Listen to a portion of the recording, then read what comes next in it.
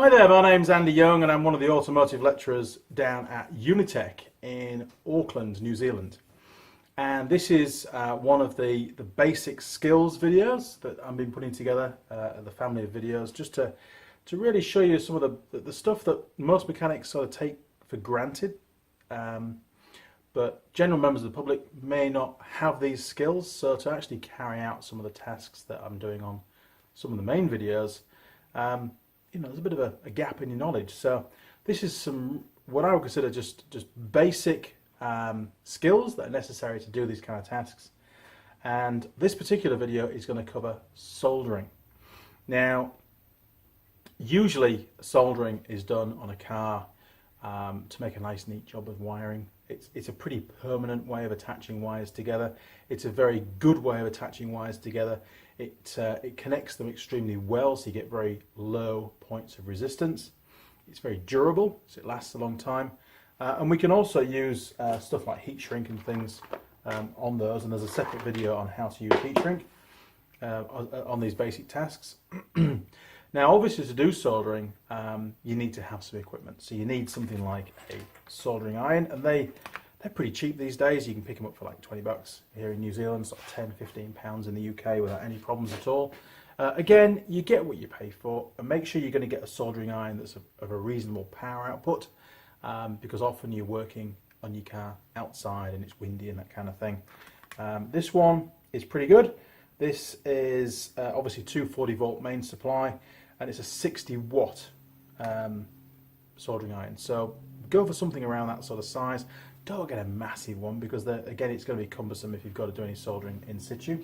I'm doing soldering on the bench because it's easy for you to see. Okay, now there's a number of sort of tricks to soldering. If you're going to be using heat shrink, remember to slide the heat shrink down the wire first. That'll be covered in a separate video. This is all about soldering. You don't have to use heat shrink. You can just put insulation tape over the top once you've finished. Now, as regards a trick, I'm going to show you a couple of ways of soldering these two separate wires together. And the first thing to do is to bare back the wire. And there is a video showing you how to do that, so you can cover that later on. Now, we can either solder them together like that, which is really good, but requires a bit more skill.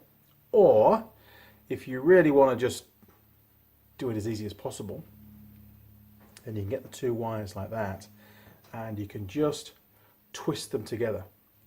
Now, what that's going to do is it's going to hold everything in place whilst you solder it.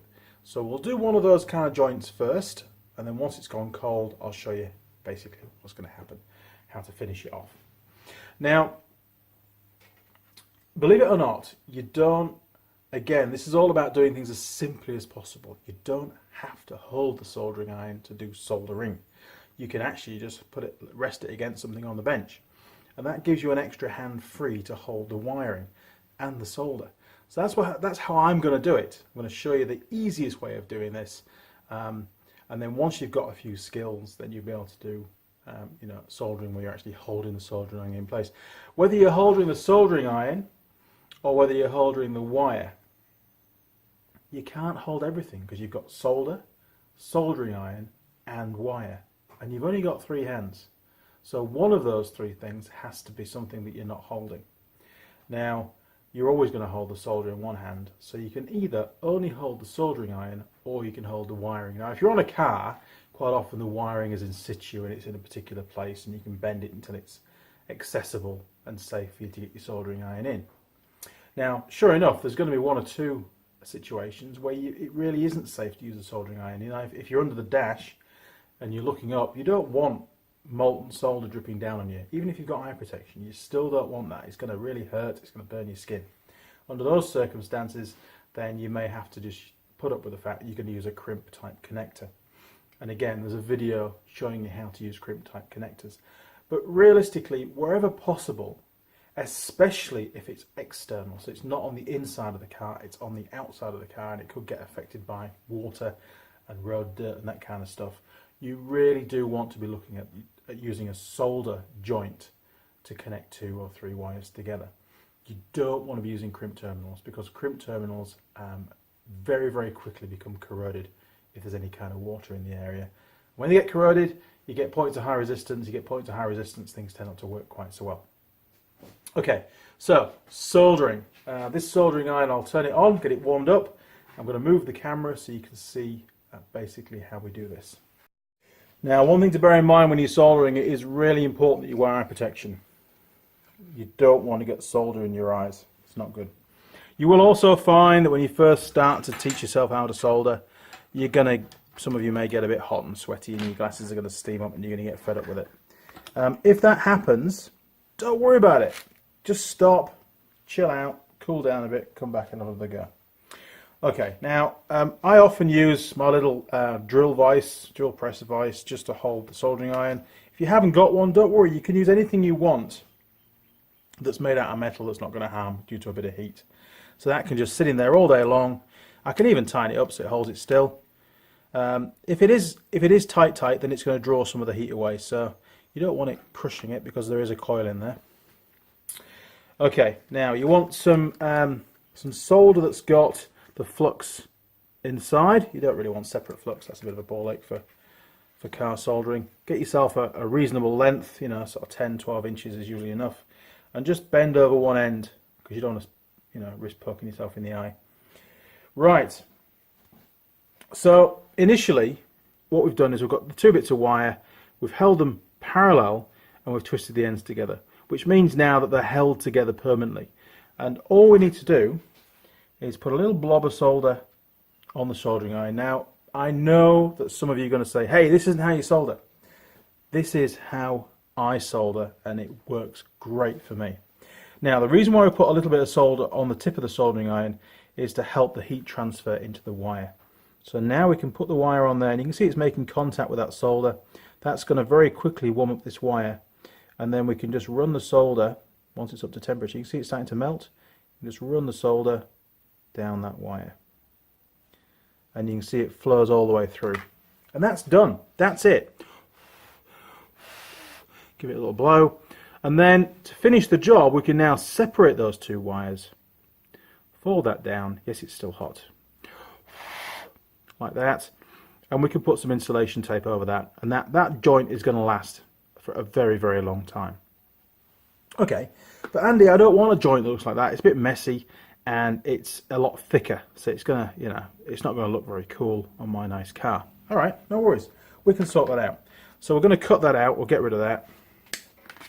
That's now scrap. Okay, so we're just going to pair these two wires back. There's one, there's the other. Give them a twist just to neaten them up. 1, 2, and now we can just drop some solder on each individual wire.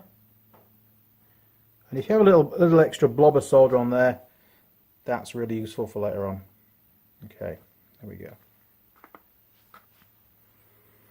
Try not to be directly above what you're soldering, because all the smoke's going to go straight in your lungs.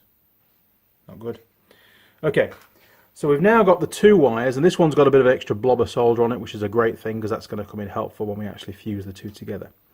So now we only need to hold the two wires. We can put the solder down, we don't need to hold that, and then we can just rest those two together over the soldering iron, and they're going to fuse together.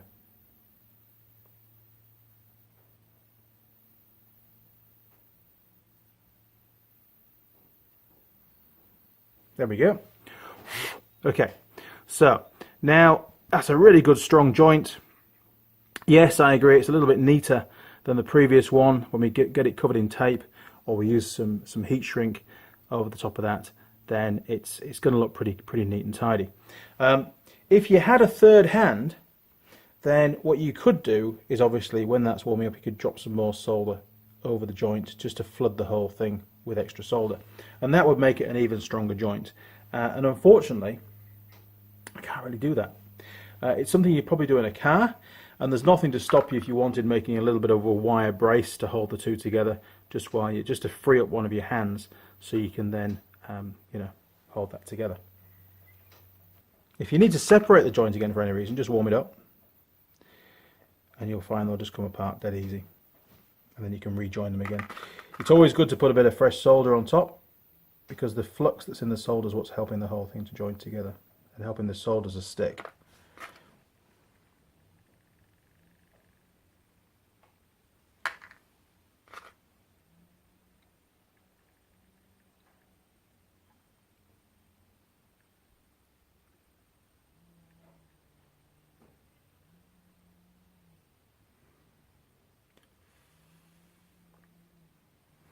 There you go. So again, strong as houses.